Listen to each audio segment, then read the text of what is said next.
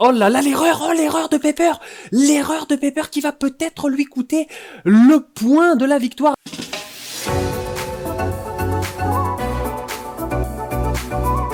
Bonjour tout le monde, aujourd'hui on se retrouve pour un affrontement entre Pepper et Newton, on va élire le meilleur sprinter. 5 épreuves, des points à marquer sur chaque épreuve, 1 point pour le plus rapide, 0 pour le moins rapide et un demi-point bonus pour celui qui aura atteint la plus haute vitesse sur chaque épreuve. Ça risque d'être un duel passionnant, donc je vous invite à vous poser confortablement et à suivre ce duel sans plus attendre.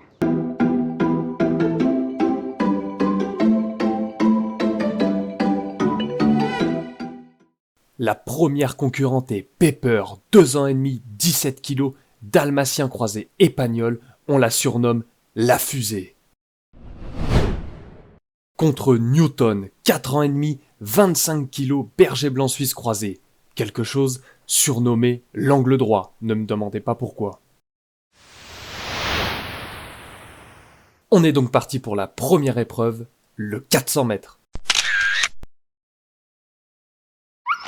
Pepper, t'es prête? Est-ce que t'es prête? Allez, on y va!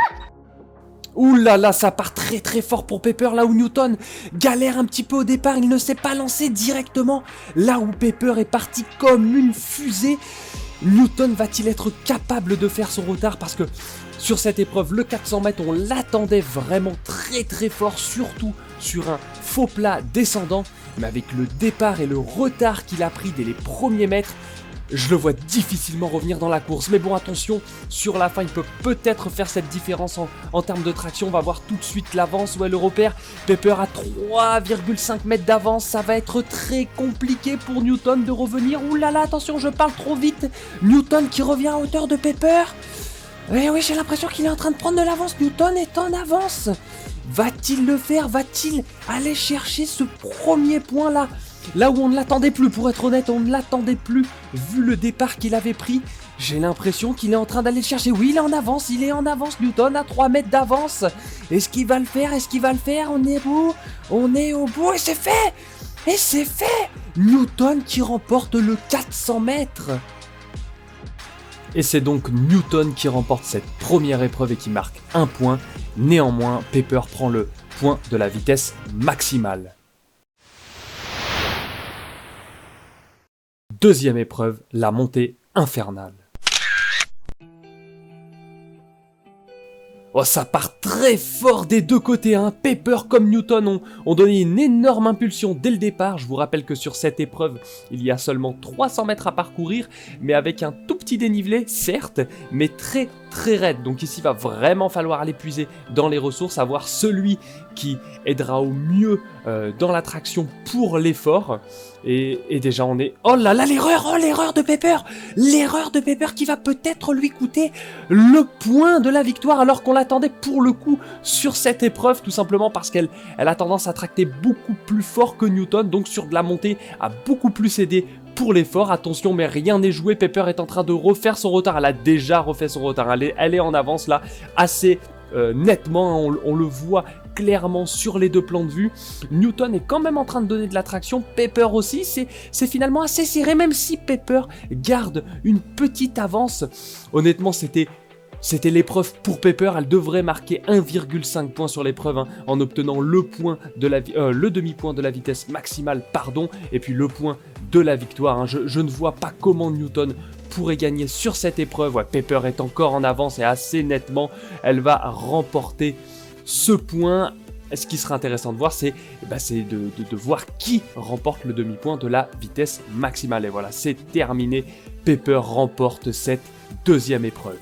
Elle inscrit donc 1,5 points sur cette épreuve et prend donc 1 point d'avance sur Newton. Troisième épreuve, le 500 mètres du bonheur.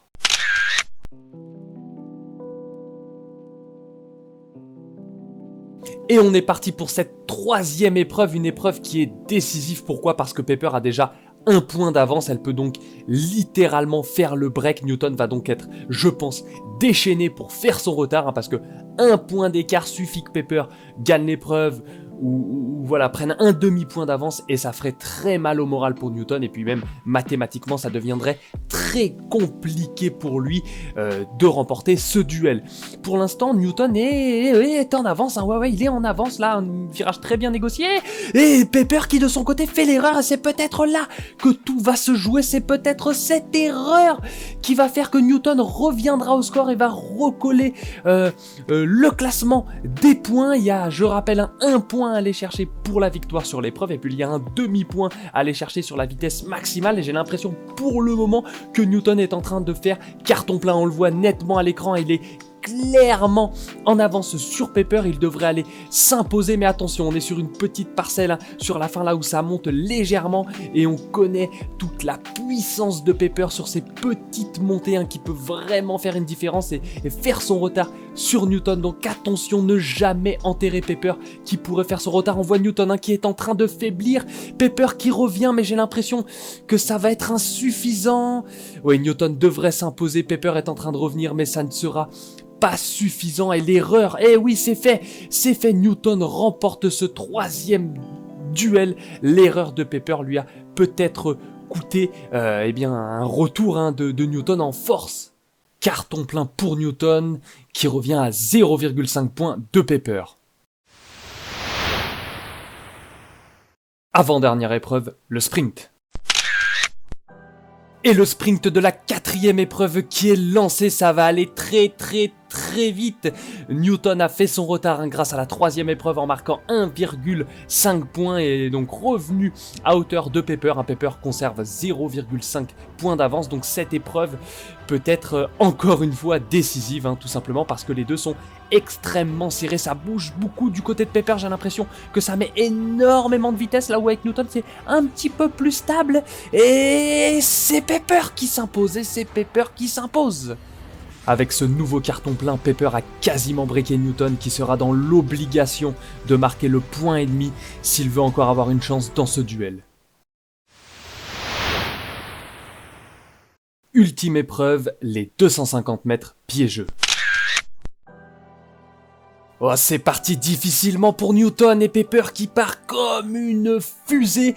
Elle le sait, si elle veut gagner, il lui suffit de remporter un demi-point. La vitesse maximale ou alors le point de la victoire ou alors les deux cumulés et la victoire sera écrasante. Newton de son côté le sait aussi, s'il veut remporter ce duel, il doit gagner les deux épreuves, à savoir l'épreuve et le point de la vitesse maximale. Il doit faire un carton plein, mais ça m'a l'air très mal engagé pour Newton qui essuie déjà un retard de quelques mètres. Je ne vois pas comment Newton pourrait revenir, surtout sur une partie à l'avantage de Pepper, hein, dans ce qui est monté, je le répète encore, mais Pepper est à son avantage. Ça va être très difficile pour Newton de remporter ce duel. Pepper est en train de se rapprocher du titre de meilleur sprinter et c'est fait, voilà, le titre de meilleur sprinter sera attribué à Pepper. Newton obtient néanmoins le demi-point de la vitesse maximale sur cette dernière épreuve afin de sauver l'honneur. Ce duel fut assez serré dans l'ensemble, même si Pepper a montré une supériorité dans pas mal de domaines. On se retrouve tout de suite pour la conclusion. Vous l'avez donc compris, mais c'est Pepper qui remporte ce duel. Newton, t'inquiète pas, t'auras d'autres occasions.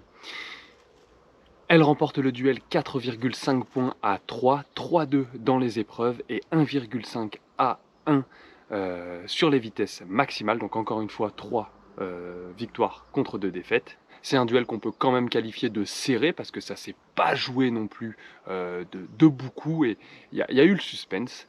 Donc Pepper montre encore une fois sa domination. En tout cas, si cette vidéo vous a plu, n'hésitez pas à bombarder la barre de like, à vous abonner si ce n'est pas le cas et à commenter pour me dire si vous avez aimé ce concept et si vous voulez qu'il revienne sur d'autres titres, entre guillemets, parce qu'on peut vraiment le décliner sur plein de choses. Voilà.